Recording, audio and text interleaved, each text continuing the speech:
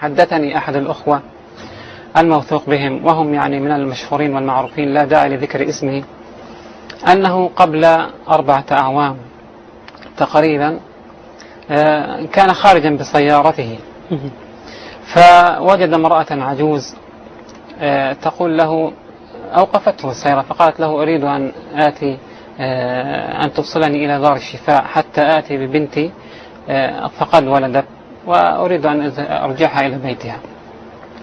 ففعل معها معروف وأخذها وانتظر ساعة عند بيت دار الشفاء على الباب. فلما خرجت المرأة وأخذت بنتها ومعها طفلها وليدها واستقروا في المجلس في السيارة، نطق الطفل وقال: السلام عليكم ورحمة الله وبركاته. فردوا عليه السلام. فقال: المولود؟ نعم، هذا الطفل المولود. فقال كما أخبرنا يعني، وإحنا بلغنا هذا الكلام بلغنا المشايخ الشيخ نزار، بلغنا كبار العلماء يعني الحمد لله رب العالمين. وقال: هذا الطفل المولود أنا الرجل الذي سيقتله الدجال ثم لا يسلط على أحد من بعد ولا يسلط عليه أيضا.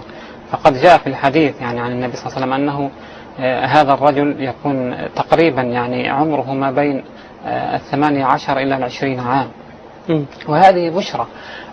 الدجال طبعا حينما يخرج ويأتي تكون قبله أيام فتوحات روما إيطاليا والقسطنطينية كما أخبر النبي صلى الله عليه وسلم، وهذه لا تفتح إلا على يد الرجل الصالح المهدي عليه السلام، وهو من فلسطين كما أخبر بذلك معاذ بن جبل وسعد بن أبي وقاص وعبد الله بن مسعود، أئمة وعلماء كبار. طب هل توبع هذا الطفل؟ نعم، الآن هو معروف ويعني يتابع، والإخوة الحمد لله معتنين فيه كثير.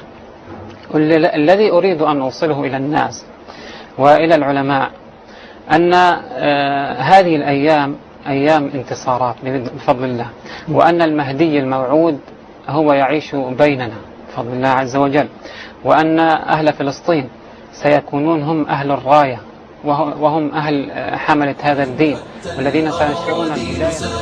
رسول أهل العزائم ما دنسوا لي حمانا لو طوقته الضراغم، حثالة البغي صارت فأين عهد الحواسم، ناسوا بأننا أبات نذود ذود القشاعم، نحن الذين وطئنا بالخيل عرش الأعاجم.